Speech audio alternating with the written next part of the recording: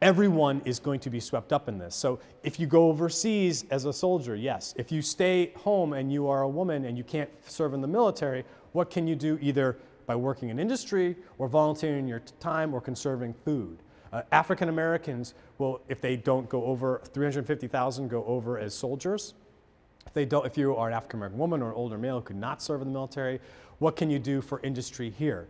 Also, the debates that occur for African Americans. Should I serve in a military, in a military that, one, is segregated, and two, in a nation that does not grant me full citizenship?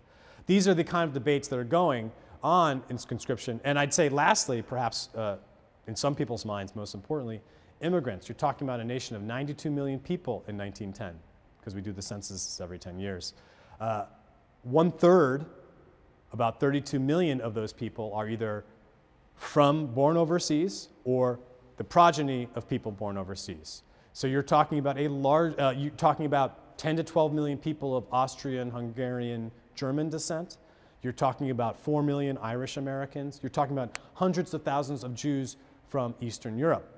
So the idea of the allies, so if you're Irish American, maybe you're not so happy about us allied with the British.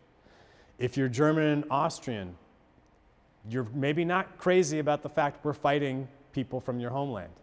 And if you're Jewish, perhaps you're a little uneasy about the fact that we're replacing Russia in this allied alliance only because you remember the pogroms in Russia that drove you from that country in the first place. So there's a lot of conflicted feelings among the immigrant population, but also a lot of worries by the government in that sense. So conscription ties all this together, as I'll kind of quickly show you. The idea of contributing to the war through labor. You see here also